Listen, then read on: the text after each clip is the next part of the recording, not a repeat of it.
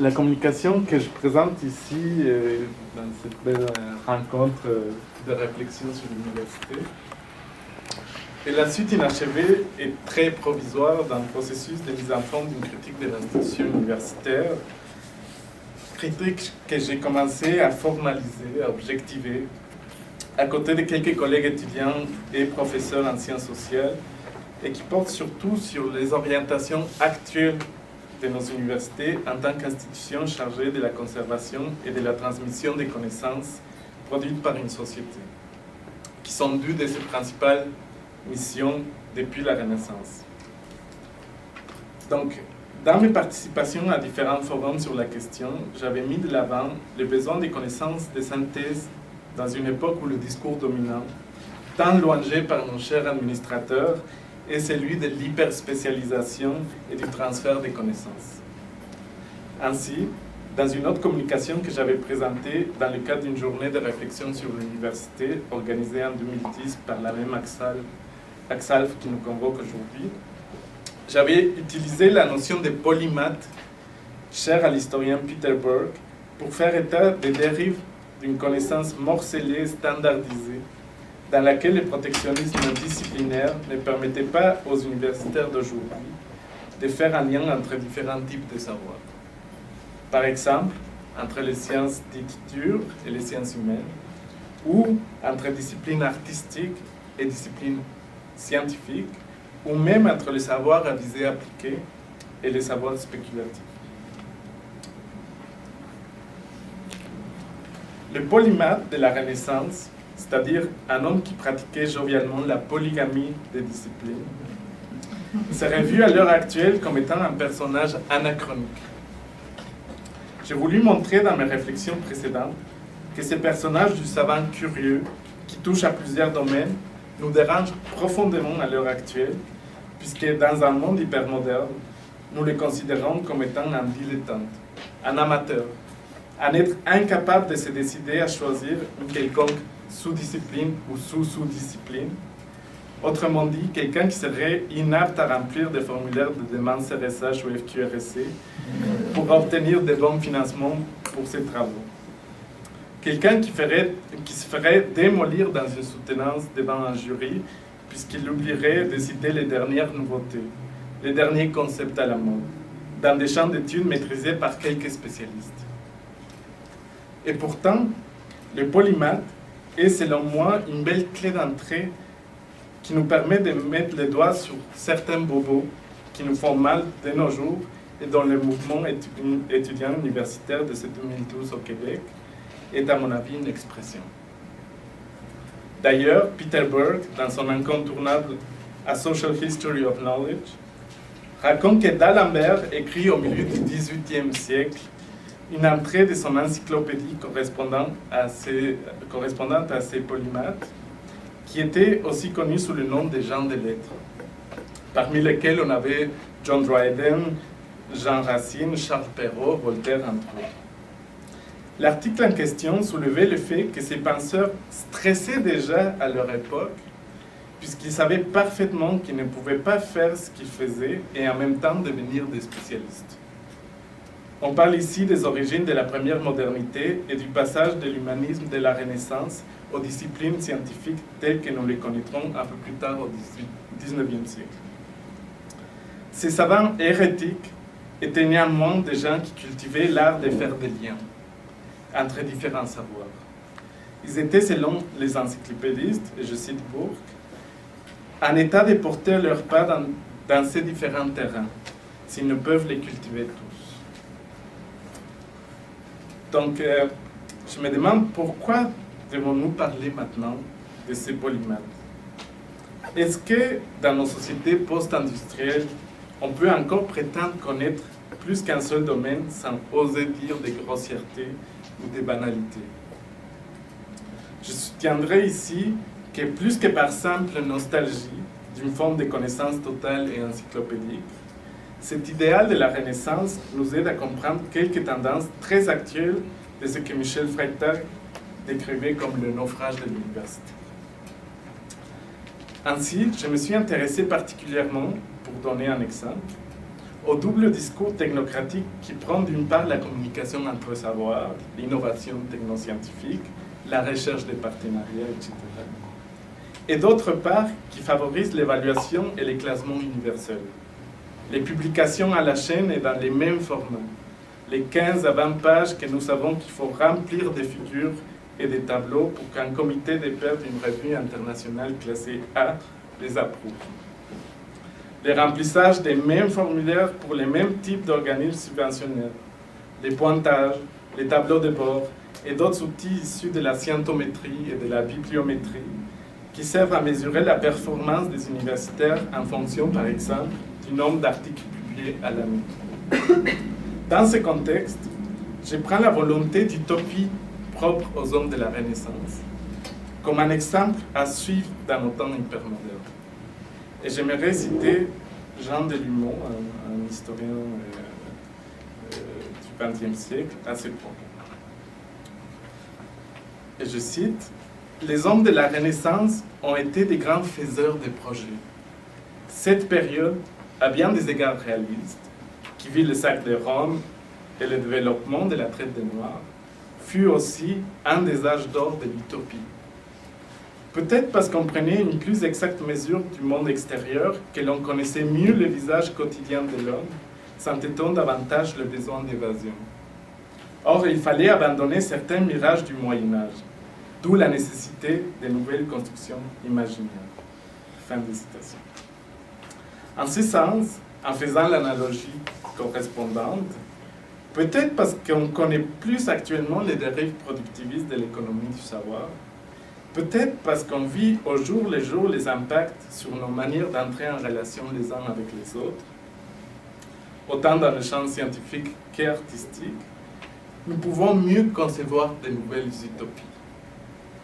Nous avons plus que jamais besoin d'hérétiques, des gens qui osent faire des choses autrement, des iconoclastes curieux qui ne sacrifient pas la rigueur de la réflexion profonde et à long terme pour se réfugier dans la réputation et la reconnaissance qui ne dureront que quelques années. Et c'est à ces sujets que j'aimerais avancer un peu dans mes réflexions aujourd'hui sur l'avenir de l'université comme institution.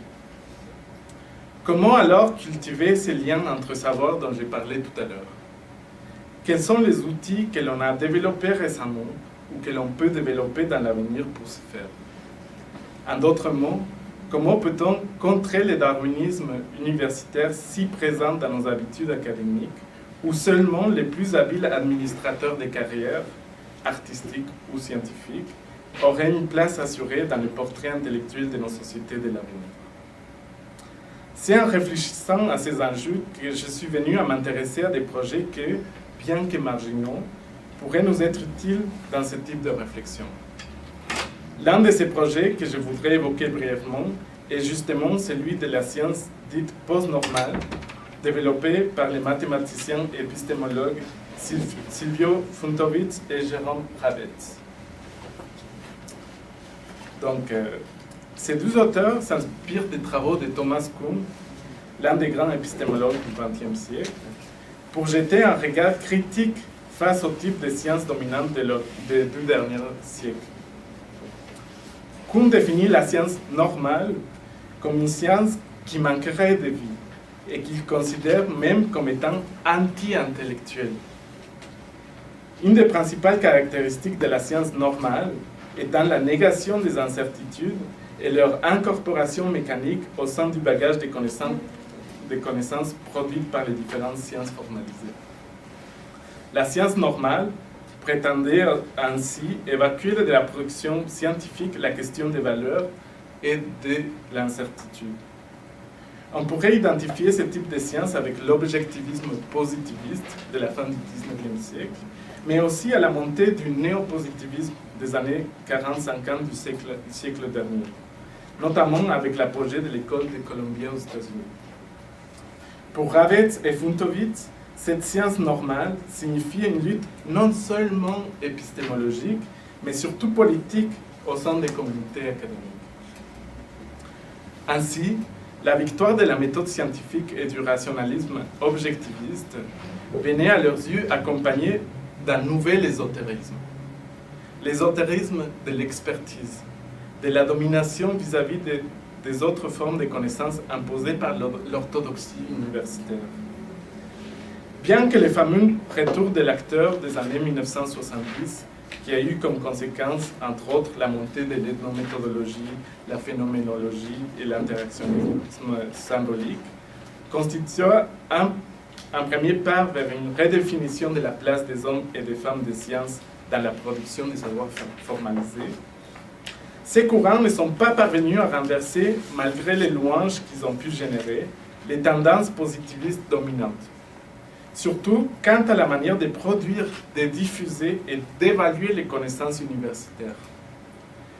Dans les faits, ces efforts pour combattre le néopositivisme qui régnait dans les années d'après-guerre ont créé encore plus de frustration chez les universitaires iconoclastes qui ont très bien vu la pertinence d'élargir leurs horizons d'action, mais qui continuaient à s'éviter contre le mur d'un savoir standardisé, cloisonné disciplinairement, mais surtout évalué par une poignée d'experts renfermés sur leur propre raisonnement et manière de faire rigide.